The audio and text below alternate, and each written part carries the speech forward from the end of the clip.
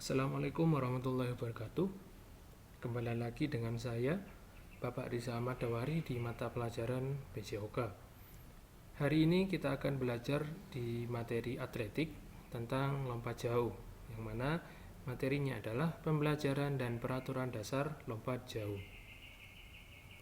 Sebelum itu, apa sih itu dari pengertian atletik?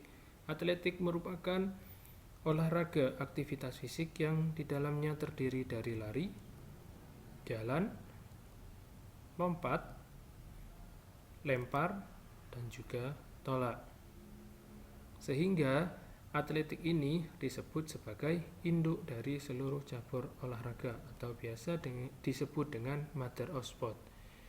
Mengapa begitu?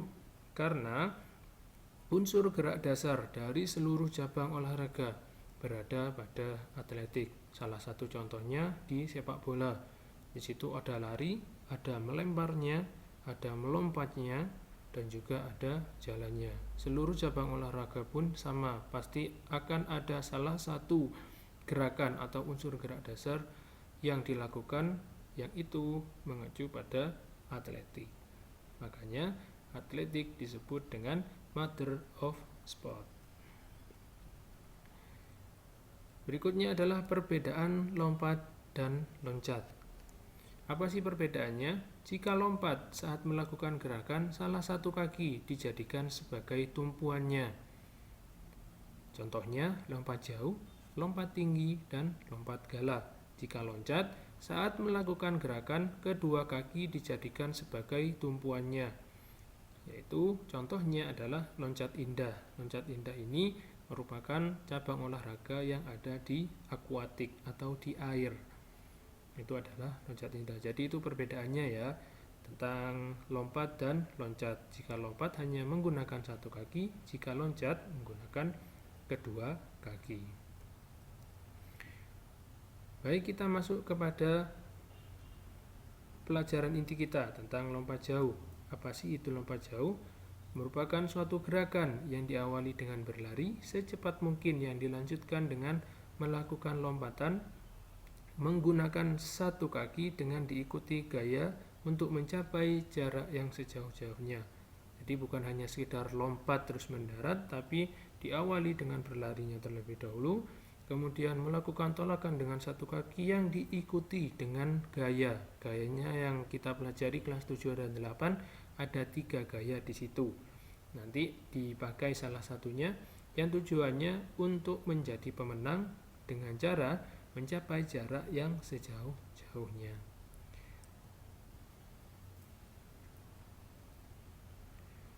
Oke, ini adalah contoh dari lomba lompat jauh. Diawali dengan berlari secepat mungkin, kemudian melakukan lompatan dan mendarat. Jadi itu contohnya.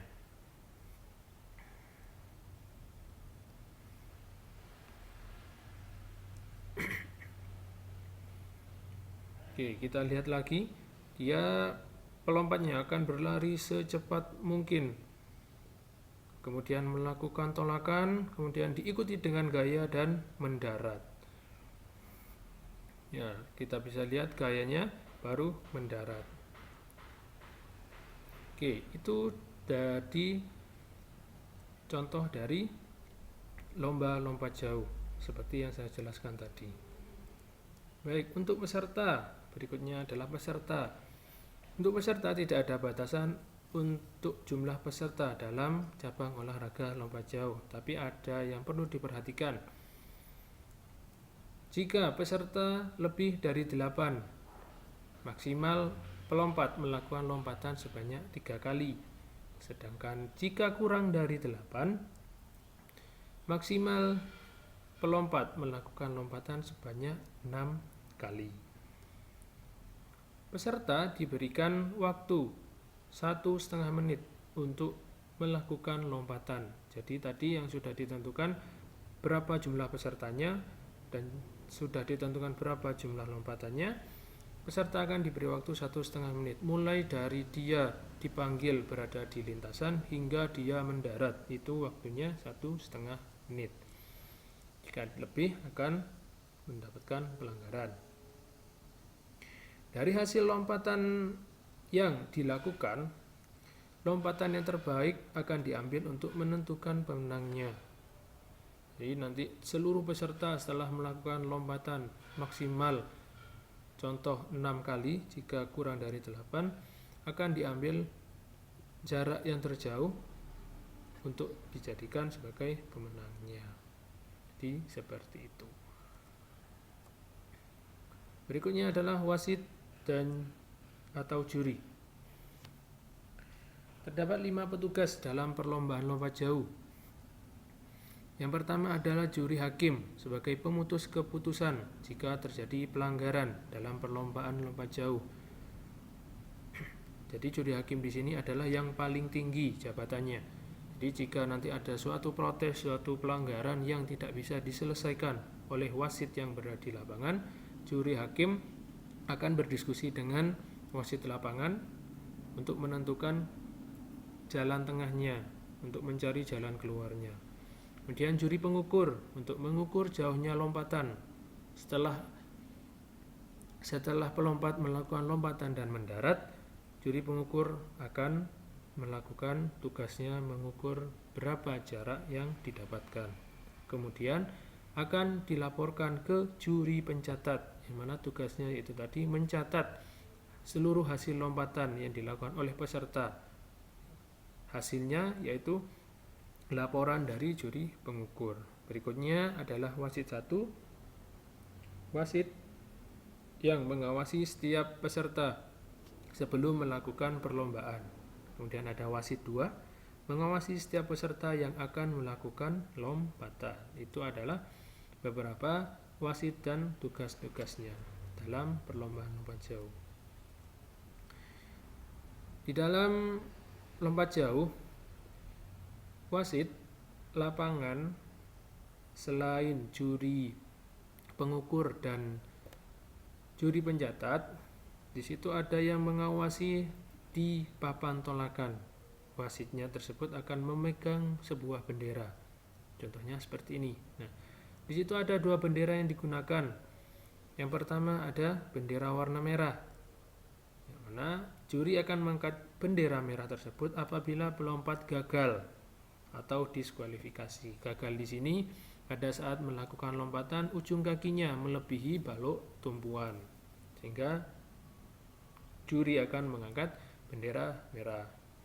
Berikutnya ada bendera putih, akan diangkat oleh juri jika pelompat melakukan lompatan dengan benar dan sah, berarti lompatannya tidak melebihi balok tumpuan.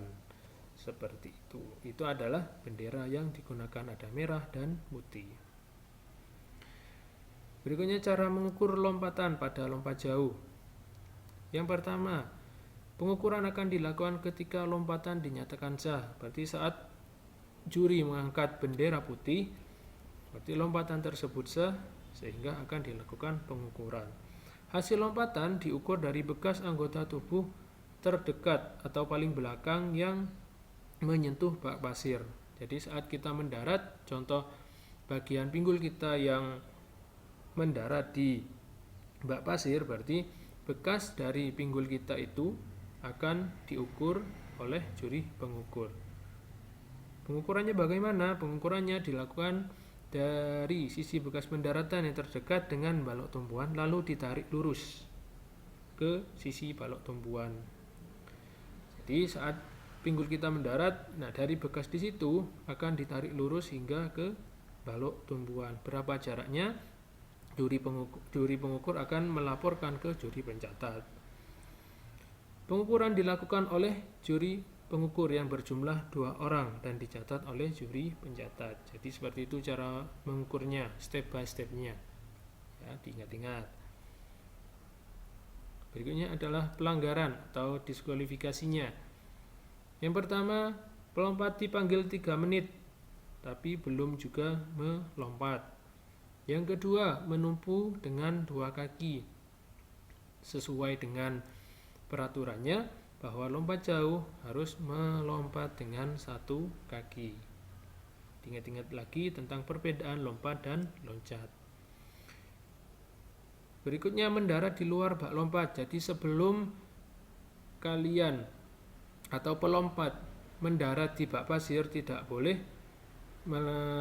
melompat di luar bak pasir. Jadi setelah mendarat di bak pasir baru boleh mendarat atau menyentuh area di luar bak pasir. Tapi jika belum mendarat dengan sempurna di bak pasir, itu akan terjadi sebuah pelanggaran. Jadi semua pelompat jatuhnya harus di dalam bak pasir. Berikutnya, saat melompat kaki melebihi balok tumpuan. Ya, itu tadi yang saya jelaskan. Jika ujung kakinya atau kakinya melebihi balok tumpuan, wasit akan memberikan pelanggaran dengan mengangkat bendera merah. Sesudah melompat dengan sempurna, pelompat berjalan balik melalui bak lompat kembali ke arah awalan setelah melompat. Itu tidak dianjurkan. Karena apa? Karena kalau kita berjalan mundur atau kembali lagi ke area balok tumpuan itu tadi, pastinya jarak yang diukur nantinya akan semakin dekat, bukan akan semakin jauh. Karena apa? Karena yang diukur adalah jarak pada saat yang terakhir atau yang terdekat dengan balok tumpuan. Dan juga akan terjadi sebuah pelanggaran jika kita kembali ke arah balok tumpuan. Jadi kalau sudah, kita bisa melangkah ke depan atau ke samping. Seperti itu. Berbeda lagi jika dengan lempar lembing, tolak peluru, itu tidak boleh melangkah ke depan. Itu akan dinyatakan tidak sah meskipun lemparannya sah.